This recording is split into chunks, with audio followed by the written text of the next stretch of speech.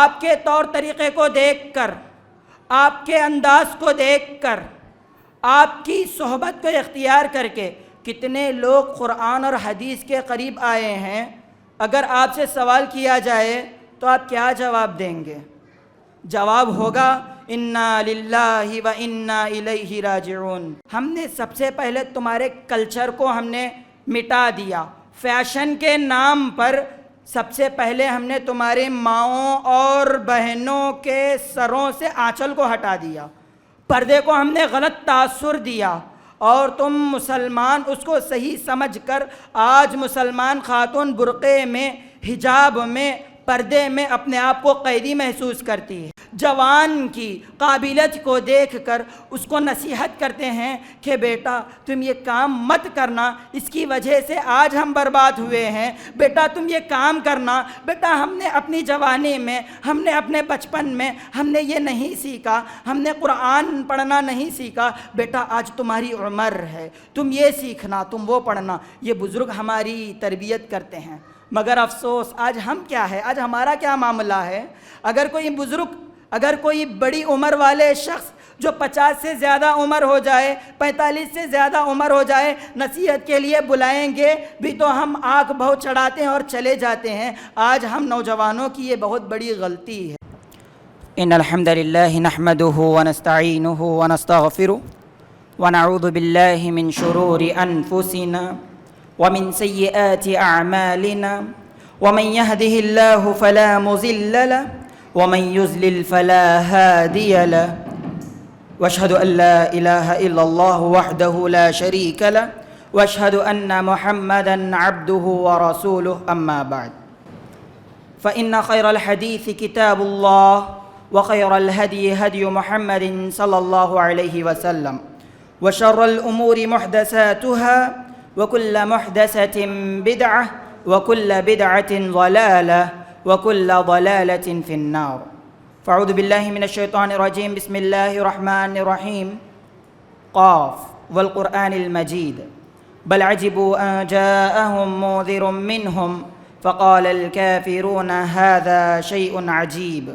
أإذا متنا وكنا ترابا ذلك رجع بعيد قد علمنا ما تنقص الأرض منهم وعندنا كتاب حفيظ بل كذبوا بالحق لما جاءهم فهم في أمر مريج أفلم ينظروا إلى السماء فوقهم كيف بنيناها وزيناها وما لها من فروج والأرض مددناها وألقينا فيها رواسي وأنبتنا فيها من كل زوج بهيج تبصرة وذكرى لكل عبد منيب ونزلنا من السماء ماء مباركا فأنبتنا به جنات وحب الحصيد والنخل باسقات لها تلع نزيد رزقا للعباد وأحيينا به بلدة ميتا كذلك الخروج كذبت قبلهم قوم نوح وأصحاب الرس وثمود وعاد وفرعون وإخوان لوط وأصحاب الأيكة وقوم تبع كل كذب الرسل فحق وعيد أفعينا بالخلق الأول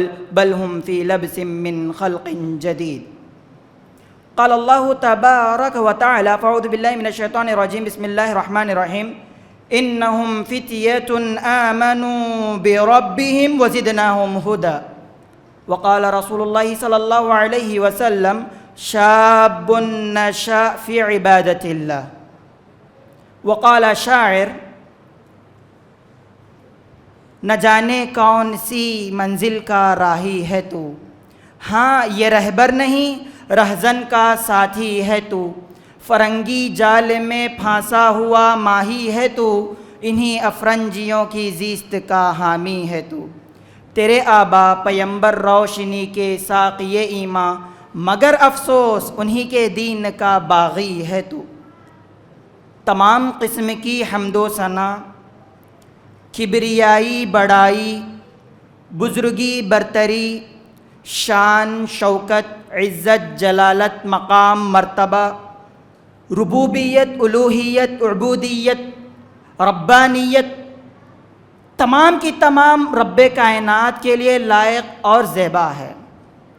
رب کائنات وہ خالق کائنات جس نے آسمان و زمین کو 6 ہی دن میں پیدا کرنے والا ہے۔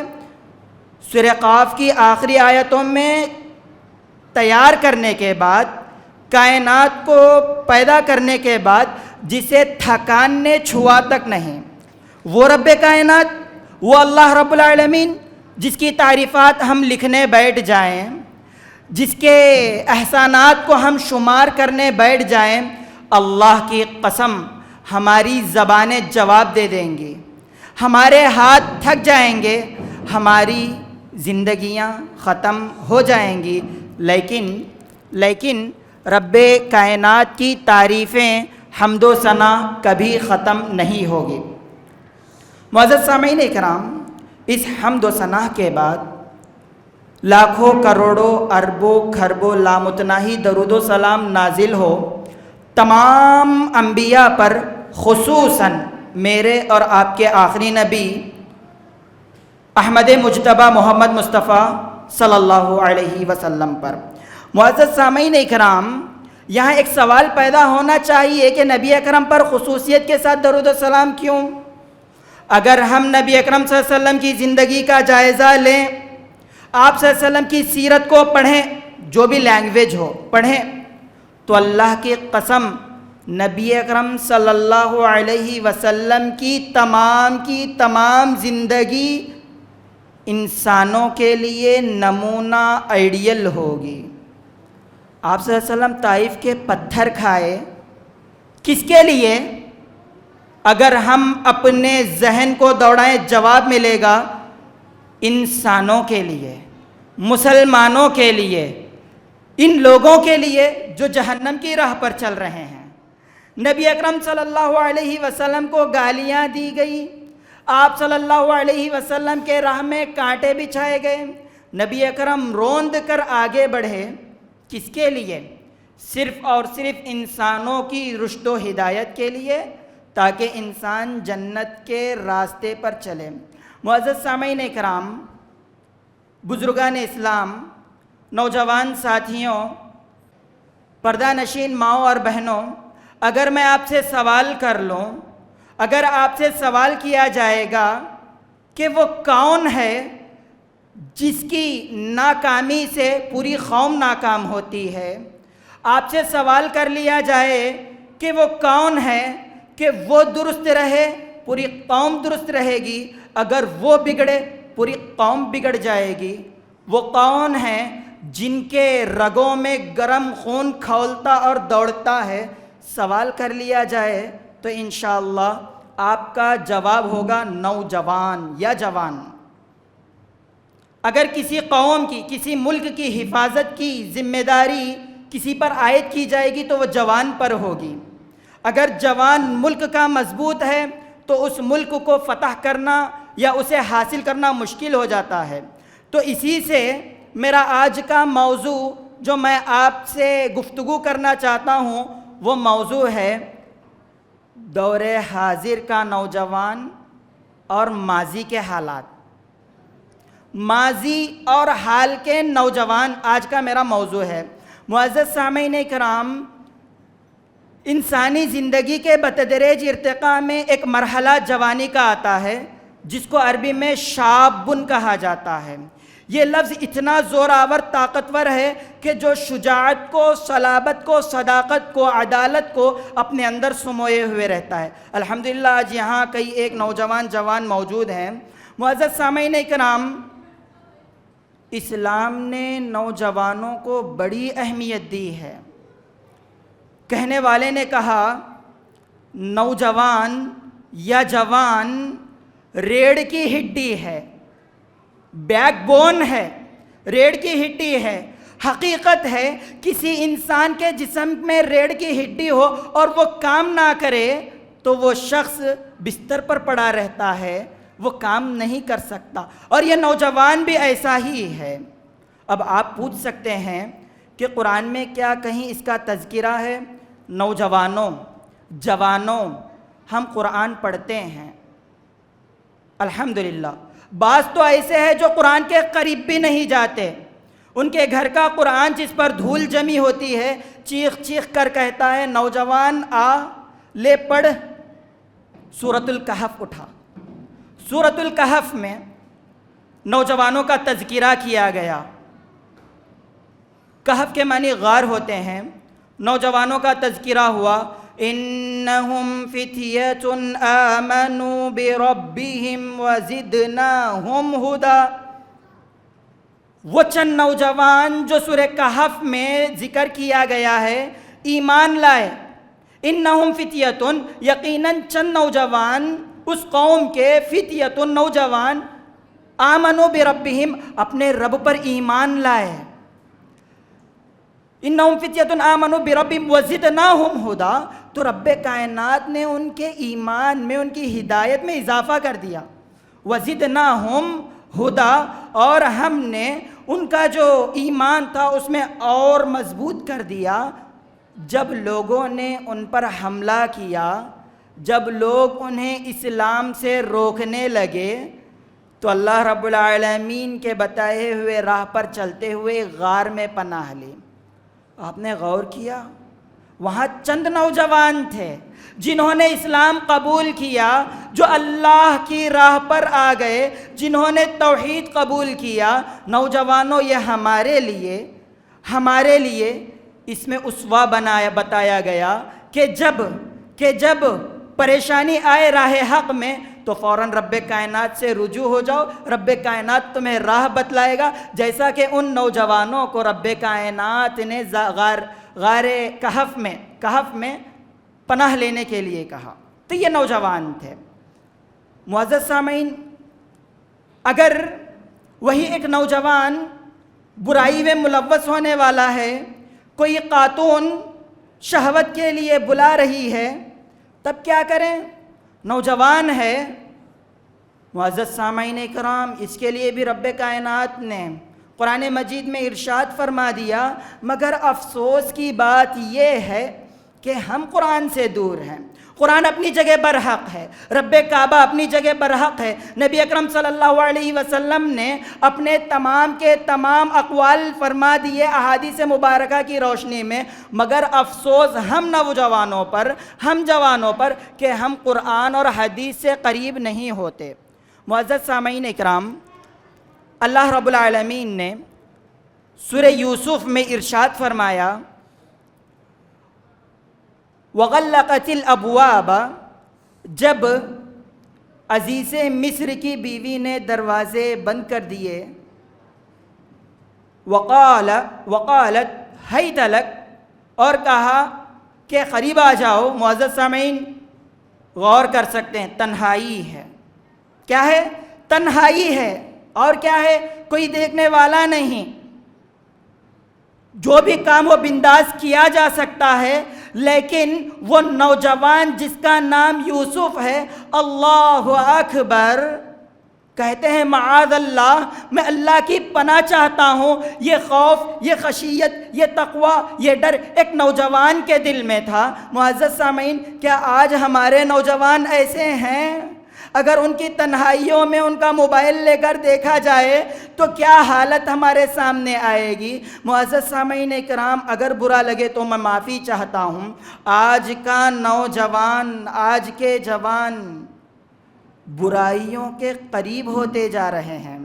کیوں برائیوں کے قریب ہوتے جا رہے ہیں؟ اس لیے برائیوں کے قریب ہوتے جا رہے ہیں کیونکہ انہوں نے قرآن، حدیث، صحابہ اکرام کے حالات زندگیوں کو اپنے سامنے نہیں رکھا، اس کے مطابق اپنی زندگی گزارنے میں نہیں لگے ہیں.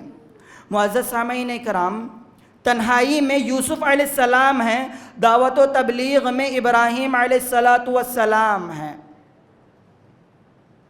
یہ وہ ابراہیم ہیں جن کو رب کائنات نے خلیل کہا. یہ وہ ابراہیم ہیں علیہ السلام، رب کعبہ کے ایک خواب دکھانے پر اپنے فرزند عزیز حضرت اسماعیل کو ذبح کرنے چلے گئے تھے. معزز سامعین کرام، انہوں نے کہا تھا اپنی قوم کے لوگوں سے کہ لوگوں، ایک نہ ایک دن تمہارے معبودوں کے ساتھ میں کچھ برا کروں گا. موقع ایسا آیا کہ تمام کے تمام قبیلے والے عید منانے کے لیے گاؤں سے باہر چلے گئے. اچھا، وہ تو گاؤں سے باہر چلے گئے لیکن تنہا اپنے معبودوں کو چھوڑ کر گئے. جب وہ اپنے معبودوں کو تنہا چھوڑ کر گئے سورۃ الانبیاء سورہ نمبر 21 آیت نمبر 60 باقاعدہ پڑھ سکتے ہیں۔ ابراہیم علیہ السلام جاتے ہیں کہاں پر؟ ان کی اس جگہ پر جہاں معبود رکھے ہوئے ہیں۔ وہاں جانے کے بعد وہ معبودوں کے ہاتھ پیر وغیرہ وغیرہ توڑتے ہیں۔ اپنے معبودوں کو دیکھ کر قوم والے بڑا غصہ ہوتے ہیں۔ آج کل یہی ہوتا ہے نا، جب کہا جاتا ہے کہ بھائی یہ پیر، یہ بابا، یہ لوگ کچھ فائدہ نہیں دیں گے، ہاں ان کی عزت تکریم کرنا ہے، اگر یہ سچے ہیں تو ان کے حق میں دعا کیجئے، اگر یہ سچے ہیں ان کے حق میں دعا کیجئے رحمت کی، یہ کہا جاتا ہے تو بعض لوگ بڑا غصہ ہوتے ہیں۔ وہی حال تھا ابراہیم علیہ السلام کی قوم کا، جب آئے دیکھے کہ تمام کے تمام معبود ٹوٹے ہوئے ہیں، پھوٹے ہوئے ہیں، غصے میں آئے، کہا کہ ایسا کون کر سکتا ہے، ایسا کون کر سکتا ہے؟ تو اس مجموعے میں سے چند لوگ کہہ پڑتے ہیں قالوا سمعنا، وہ کہتے ہیں سمعنا، ہم نے سنا، فتن، ایک نوجوان کو، یذکرہم، اس طرح کہتے ہوئے، قالوا، ہم نے سنا، فتن یذکرہم یقال لہ ابراہیم، قوم کے لوگوں نے کہا کہ یقیناً ہم نے ایک نوجوان کو سنا کہ وہ اس طرح کرنے والا ہے، اس کا نام ابراہیم ہے۔ معزز سامعین اکرام، کفار کے جھنڈ میں جا کر ان کے معبودوں کے ساتھ اس طرح حال کرنا، میں یہ نہیں کہتا کہ جا کر کے کرو، میں یہ بتلانے کی کوشش کرتا ہوں کہ اس طرح اگر کریں گے تو قوم والے سمجھیں گے۔ ابراہیم علیہ السلام نے اس چیز کو مد نظر رکھتے ہوئے اپنے آپ کی، اپنے جان کی فکر نہیں کی، تو کیا کیا؟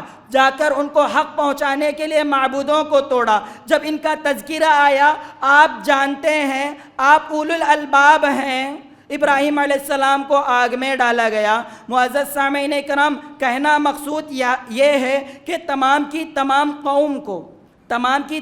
قوم کو راہ حق پر لانے کے لیے اپنی جان کی بازی لگاتے ہیں یہ نوجوان ہیں۔ معزز سامعین کرام، اگر ہم احادیث کی روشنی میں دیکھیں تو آپ صلی اللہ علیہ وسلم نے جہاں بڑے لوگوں کی تربیت کی، وہیں بچوں کی بھی تربیت کی، جہاں بچوں کی تربیت کی وہیں نوجوانوں کی بھی آپ صلی اللہ علیہ وسلم نے تربیت کی۔ نبی اکرم صلی اللہ علیہ وسلم نے ارشاد فرمایا، قیامت کا منظر بیان کرتے ہوئے، محشر کا منظر بیان کرتے ہوئے، کہ وہاں کوئی سایہ نہیں ہوگا، کوئی درخت نہیں ہوگا، ہر طرف دھوپ ہی دھوپ ہوگی، ہر کوئی پریشانی میں ہوگا، وہاں پر ہر کسی سے پسینہ جاری ہوگا، ہر کوئی شرابور ہوگا۔ ایسے وقت میں 7 قسم کے لوگ ہوں گے جن کو عرش کے نیچے سایہ دیا جائے گا۔ اس میں سے ایک وہ ہوگا شاب نشأ فی عبادت اللہ، کہ جو اللہ رب العالمین کی عبادت میں اپنی جوانی کو لگا دے، وہ نوجوان جس کی جوانی رب کعبہ کی عبادت میں لگی ہو، ایسے نوجوان کو قیامت کے دن عرش کے نیچے یا رب کائنات اپنا سایہ عطا کرے گا۔ معزز سامعین اکرام، یہ ہے نوجوان۔ یہی نہیں، اگر ہم آگے بڑھیں، آپ صلی اللہ علیہ وسلم نے فرمایا 5 چیزوں سے پہلے غنیمت جانو۔ جو پہلے والی حدیث ہے وہ شاب نشأ فی عبادت اللہ، صحیح بخاری کی 1423ویں حدیث ہے۔ اب یہ جو حدیث آ رہی ہے، ابن حجر عسقلانی رحمہ اللہ نے اس حدیث کو بیان کیا ہے، امام حاکم رحمہ اللہ نے مستدرک حاکم میں اس حدیث کا تذکرہ کیا ہے۔ حدیث نمبر 7844 ہے۔ کیا فرماتے ہیں؟ اغتنم خمسا قبل خمس، 5 چیزوں کو 5 چیزوں سے پہلے غنیمت جان لو، ان کی اہمیت کو سمجھ لو. جب ان کی اہمیت سمجھ آ جائے تو اس کے مطابق تم اپنی زندگی گزارنا. اس میں سے ایک چیز کیا فرمایا؟ شبابک قبل حرمک، بڑھاپا آنے سے قبل، اپنی ہڈیاں کمزور ہونے سے قبل، اپنی نظر کمزور ہونے سے قبل، اپنے آپ کو کمزوری محسوس کرنے سے قبل، بڑھاپا آنے سے قبل نوجوانی کو، جوانی کو تم بہت زیادہ اہمیت دینا. کیا آج ہمارے نوجوان اس جوانی کا صحیح استعمال کر رہے ہیں؟ اگر ہم اپنے علاقے کا، اپنے محلے کا، اپنے خاندان کا، اپنے آپ کا جائزہ لیں تو اس معاملے میں ہم زیرو نظر آتے ہیں. معزز سامعین اکرام، یہ انداز بڑا غلط ہے کہ ہم جوان بھی ہوں تو ہمیں چاہیے کہ بزرگوں کے پاس بیٹھیں، جو حق کہنے والے ہیں، جو سچ کہنے والے ہیں، ایسوں کے پاس بیٹھیں، ان کے جوانی کے قصے سنیں. اگر وہ کچھ غلط کیے ہوں، بڑھاپے میں جب وہ بزرگ ہوتے ہیں دل کی گہرائیوں سے نصیحت کرتے ہیں کہ بیٹا ہم نے اپنی جوانی اس طرح برباد کی، تم اپنی جوانی کو اس طرح برباد نہ کرنا. بڑی دل کی گہرائیوں سے جوان کی قابلیت کو دیکھ کر اس کو نصیحت کرتے ہیں کہ بیٹا تم یہ کام مت کرنا، اس کی وجہ سے آج ہم برباد ہوئے ہیں. بیٹا تم یہ کام کرنا، بیٹا ہم نے اپنی جوانی میں، ہم نے اپنے بچپن میں ہم نے یہ نہیں سیکھا، ہم نے قرآن پڑھنا نہیں سیکھا. بیٹا آج تمہاری عمر ہے، تم یہ سیکھنا، تم وہ پڑھنا. یہ بزرگ ہماری تربیت کرتے ہیں. مگر افسوس آج ہم کیا ہے، آج ہمارا کیا معاملہ ہے؟ اگر کوئی بزرگ، اگر کوئی بڑی عمر والے شخص جو 50 سے زیادہ عمر ہو جائے، 45 سے زیادہ عمر ہو جائے، نصیحت کے لیے بلائیں گے بھی تو ہم آنکھ بھو چڑھاتے ہیں اور چلے جاتے ہیں. آج ہم نوجوانوں کی یہ بہت بڑی غلطی ہے. معزز سامعین اکرام، اگر ہم تاریخ کا جائزہ لیں، اگر آپ اپنے آپ کو بدلنا چاہتے ہیں، میں طالب علم ہوں، اگر میں اپنے آپ کو بدلنا چاہتا ہوں، ضروری ہے کہ تاریخ پڑھیں. قرآن حدیث کے ساتھ ساتھ تاریخ پڑھیں، ہسٹری پڑھیں. جنگ خیبر کس نے فتح کیا؟ حضرت علی رضی اللہ عنہ نے، جو ایک نوجوان تھے. ان عیسائیوں کو، ان صلیبیوں کو لوہے کے چنے چبائے کس نے؟ سلطان صلاح الدین ایوبی نے. جنگ سپہ سالاری، جنگوں میں کس طرح لڑا جائے، کس طرح پلاننگ بنائی جائے، کس نے سکھایا؟ خالد بن ولید نے. اسپین کو کس نے حاصل کیا، کس نے فتح کیا؟ ایک نوجوان نے. محمد بن قاسم 17 سالہ نوجوان، بعض تاریخ کے حقائق کے ساتھ 28 سالہ نوجوان ہندوستان آتا ہے، سندھ میں اپنے کامیابی کے جھنڈے گاڑتا ہے، اسی طرح ہندوستان میں اسلام کو عام کرتا ہے. محمد بن قاسم ایک نوجوان تھا. اگر آپ سے پوچھا جائے کہ بتاؤ آپ کے اخلاق کو دیکھ کر، آپ کے طور طریقے کو دیکھ کر، آپ کے انداز کو دیکھ کر، آپ کی صحبت کو اختیار کر کے کتنے لوگ قرآن اور حدیث کے قریب آئے ہیں؟ اگر آپ سے سوال کیا جائے تو آپ کیا جواب دیں گے؟ جواب ہوگا انا للہ و انا الیہ راجعون. معزز سامعین، کسی کے دل کو برانگیختہ کرنا، کسی کو برا کہنا یہ مقصد نہیں. مقصد یہ ہے کہ جب سے نوجوانوں نے قرآن اور حدیث کو چھوڑا، یہ امت مسلمہ جو ایک بہت بڑا ڈھانچہ، ایک بہت بڑا پلر ہوا کرتی تھی، وہ ڈھا گئی، وہ گر گئی ان نوجوانوں کی وجہ سے. اب ان نوجوانوں کی یہ حالت کیوں ہوئی؟ ان نوجوانوں کی یہ حالت اس لیے ہوئی کیونکہ ان نوجوانوں نے اسلام کے سچے علماء کی قدر نہیں کی، قرآن اور حدیث کو صحیح طریقے سے نہیں پڑھا، یا پھر جو قوم کے عہدے پر ہیں، جو قوم کے بڑے بڑے مقاموں پر ہیں، یا پھر قوم کے جو علماء ہیں، انہوں نے جوانوں کی صحیح تربیت نہیں کی. ایک سکے کے دو پہلو ہوتے ہیں، یہی دو پہلو ہیں. یا تو نوجوانوں نے اپنی کوشش سے قرآن اور حدیث کا علم حاصل نہیں کیا، یا پھر قوم کے رہبروں نے رہزنی کی اور نوجوانوں کو صحیح علم نہیں دیا۔ معزز سامعین، اگر آپ کے سامنے تاریخ کو رکھا جائے تو وقت بہت زیادہ ہو جائے گا۔ امام بخاری رحمہ اللہ 13 سالہ نوجوان حدیث کی سند بیان کرتے ہیں۔ امام بخاری رحمہ اللہ 17 سالہ نوجوان تاریخ کبیر نامی پوری کتاب لکھتے ہیں مدینہ میں بیٹھ کر۔ ایک نوجوان تھے، کیوں؟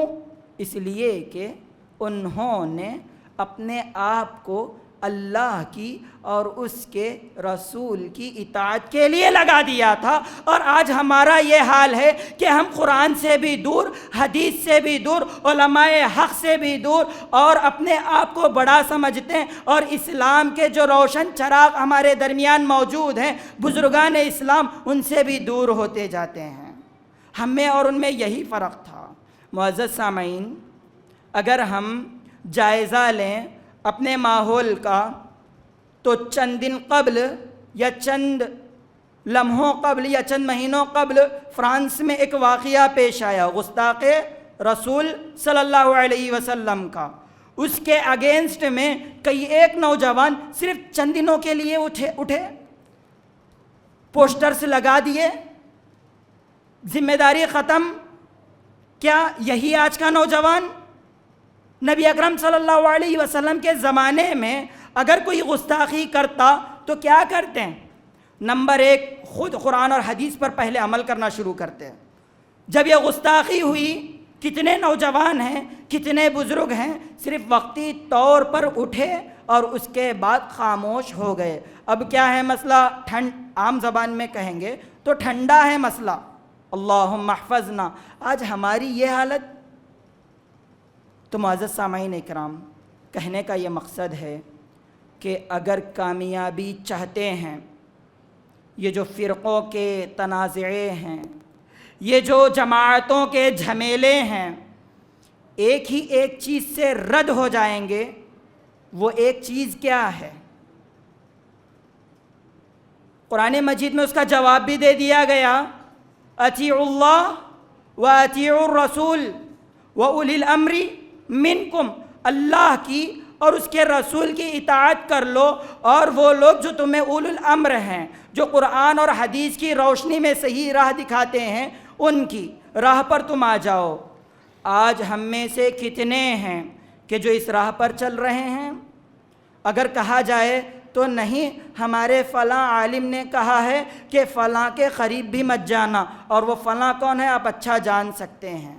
تو معزز سامعین اکرام، کہنے کا مقصد یہ ہے کہ اگر آج امت مسلمہ زوال پر ہے، پستیوں میں ہے، رسوا ہے، بے عزت ہے، بے غیرت ہے، تو اس کے کئی ایک اسباب ہیں۔ ان میں سے ایک سبب ہے نوجوانوں کا قرآن اور حدیث سے دور ہو جانا، ایک سبب ہے۔ تو میں اسی بات پر اپنی بات ختم کرتا ہوں کہ رب کائنات ہمیں صحیح معنوں میں قرآن اور حدیث کو سمجھنے اور اس پر عمل کرنے والا بنائیں، آمین۔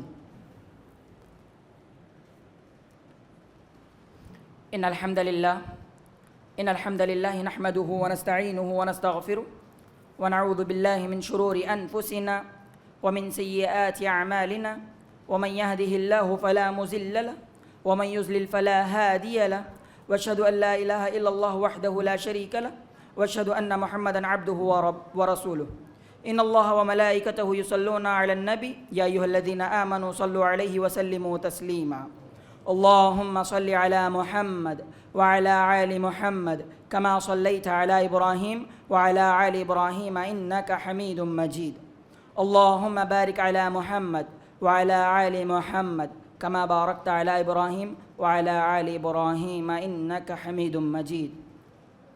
معزز سامعین اکرام، عزیز ساتھیوں، خطبہ ثانی دوسرا خطبہ نبی اکرم صلی اللہ علیہ وسلم اس میں ایک نصیحت کیا کرتے تھے۔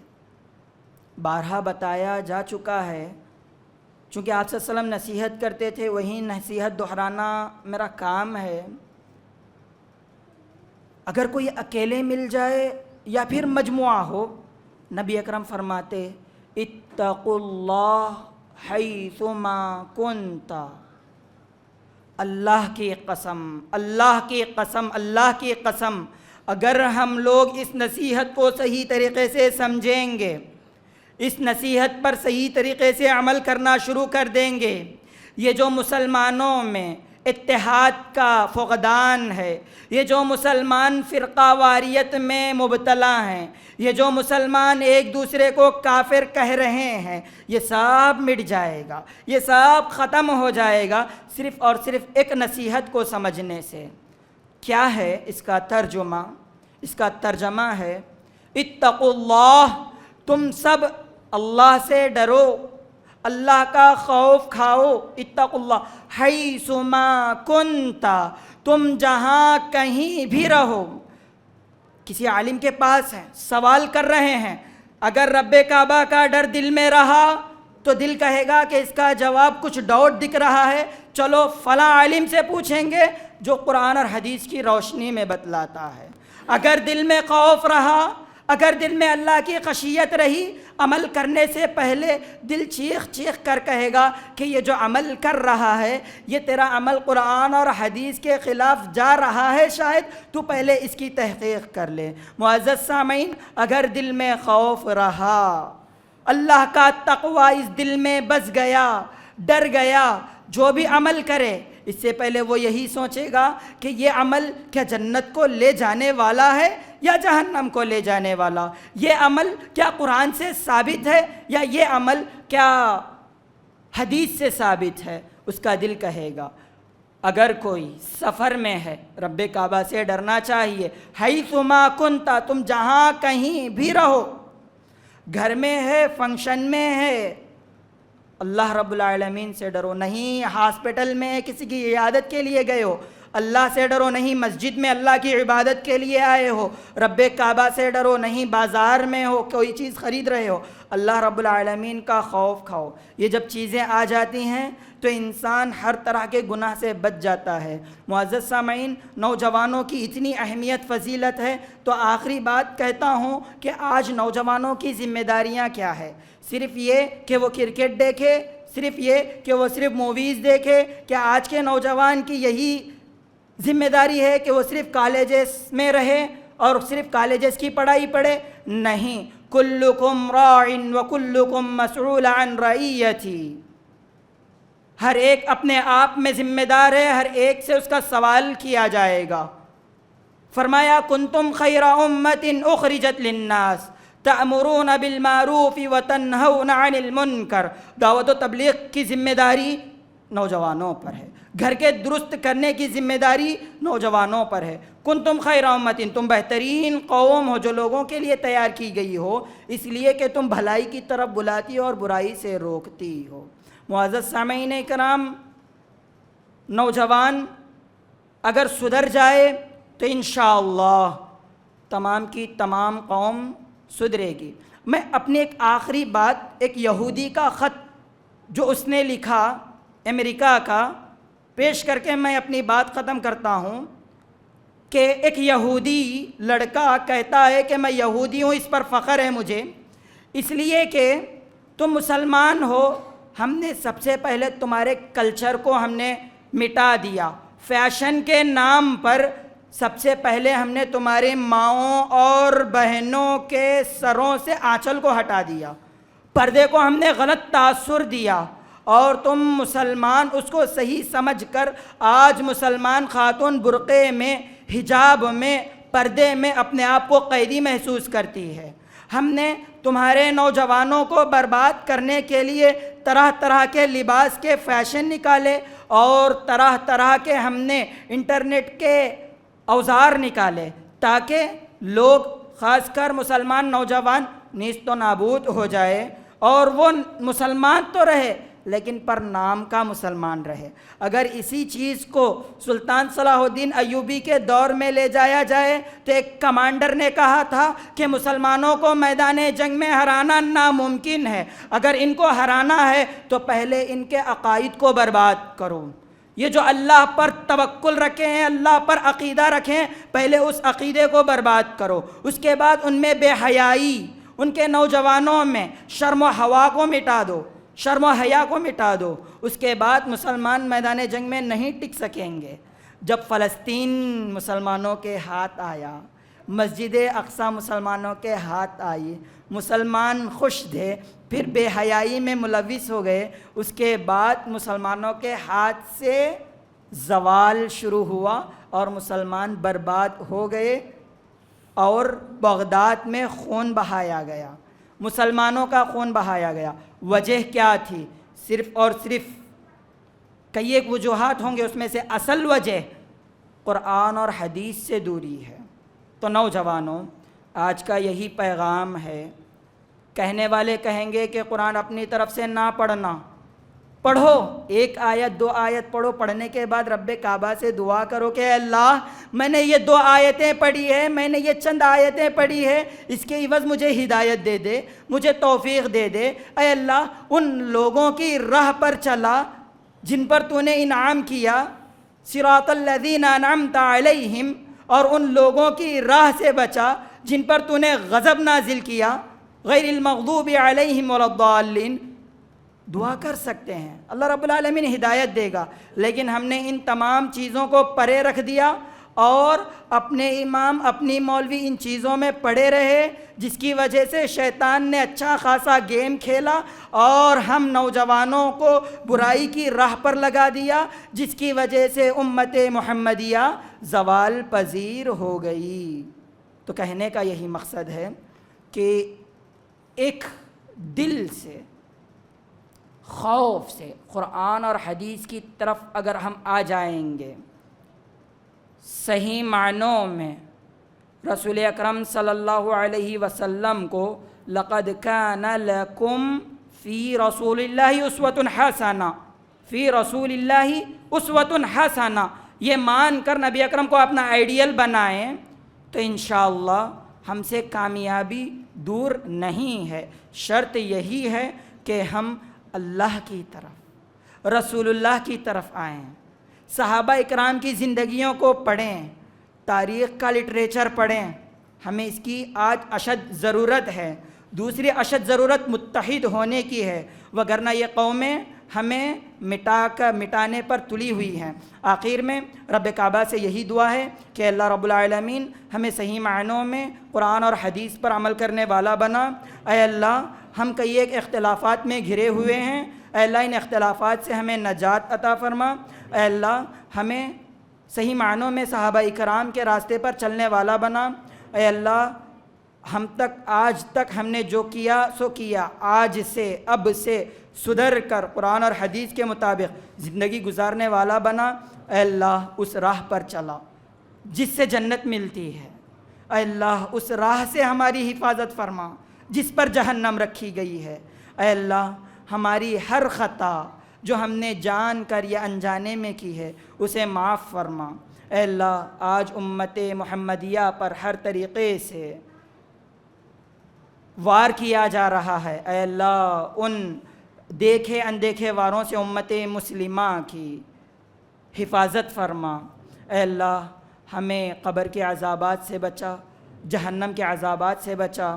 آمین۔ اللہم انصر من نصر دین محمد واجعلنا منہم آمین، واخذل من خذل دین محمد ولا تجعلنا منہم آمین۔ عباد اللہ رحمنی ورحمکم اللہ، ان اللہ یأمر بالعدل والإحسان وإیتاء ذی القربى وینہی عن الفحشاء والمنکر والبغی یعظکم لعلکم تذکرون۔ اذکروا اللہ یذکرکم ولذکر اللہ اعلی۔